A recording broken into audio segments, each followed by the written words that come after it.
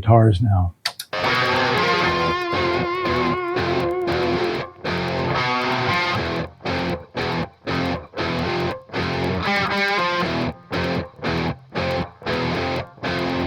So as you can see with the guitars, there's 4 tracks, these blue ones here, 1, 2, 3, 4. These first 2 are my main guitar tracks, and they're hard pan left and right, and they are going out.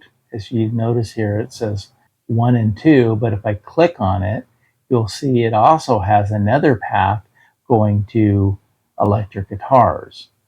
And what happens here is this signal is being sent to the main bus over here, right here, this red one. At the same time, they're being sent to this bus. So instead of the drums and using one for each, which I could have did, I just sent these via Pro Tools, giving them 2 different outputs. There's my output to the main, and there's my output to the bus. So it's essentially the same thing as the drums here, just done a different way. Instead of using this one to go to the main, I'm just sending it directly from the guitar track. That's really the only difference. And you can see here in Pro Tools, it's telling me I did that. Half is purple and half is gray, indicating it's going to 2 different places. Okay, so now you can see that the second half is electric guitar, which this input on this bus is electric guitar. The only other thing going on this bus is there's a little low end cutoff on the guitars on the bus, but it's not being cut off on the main. So there's a little something that I'm doing different with that. And as you can guess it, the same compressor. And I like this compressor a lot on guitars. And let's see what we got with the guitars. So let's turn the bus on and off so you can hear the guitars with the compression and without.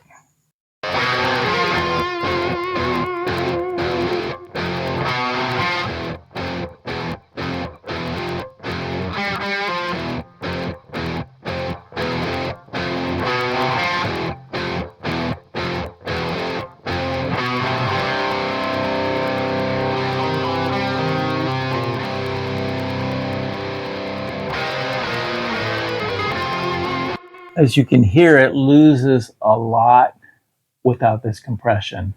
Let's see what this compression is actually doing.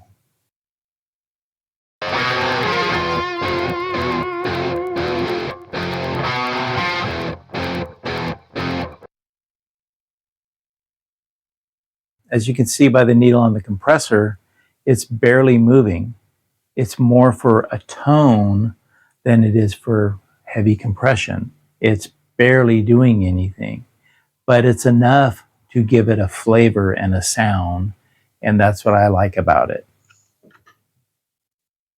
Now let's turn the knobs and see if we can get a little more crazy with the compressor.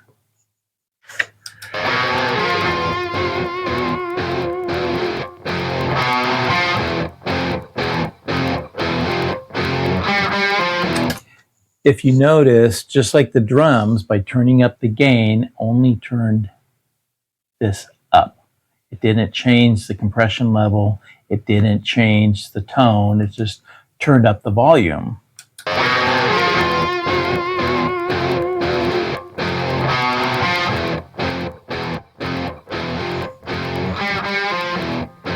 And as you can see, as I put it back, it goes right back to the level I had it. Now let's play with the gain reduction and see what happens with that.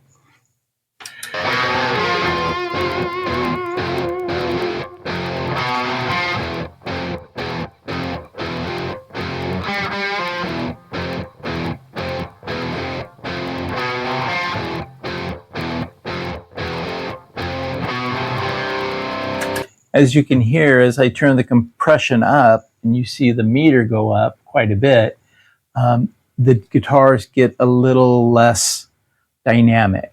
They get a little more squashed, and they lose some of their tone and get a little more muddy sounding. Let me put the compression back where it was and give you an A and B with this a lot of compression like it has now to where I had it, so you can hear the difference.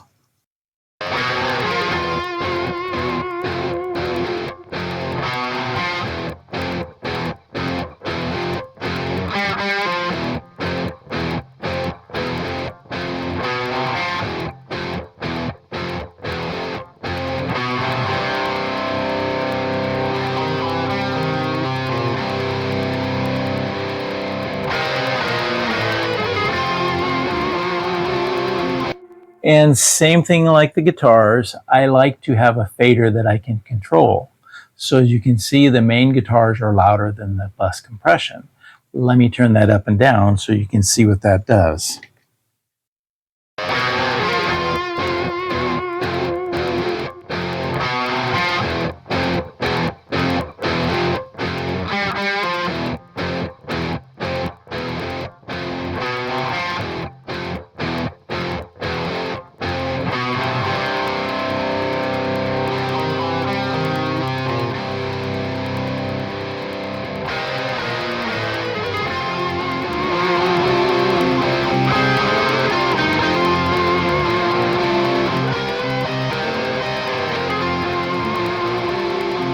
And let's hear this with the band.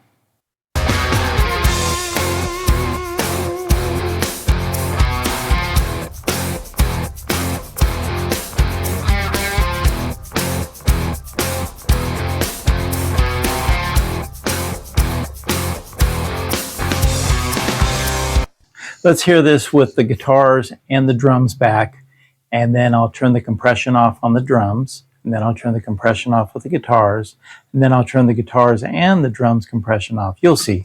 Okay, so let me play this with turning the compressions on and off. I'll turn the drums compression off, I'll turn the guitars compression off, I'll turn the guitar and drum compression off, and we'll listen to see how that affects the mix.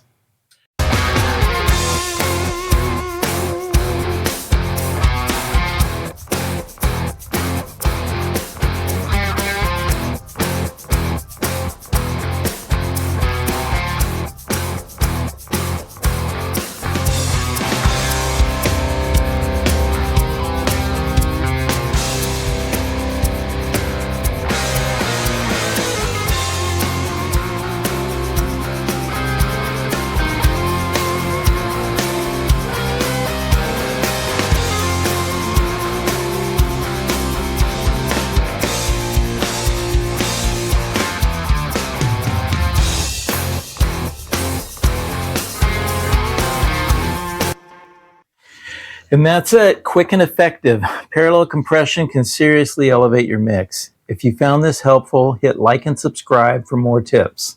Let me know in the comments what techniques you want to cover next. Thanks for watching, and we'll see you in the next one. David, I hope this helped. If not, let me know.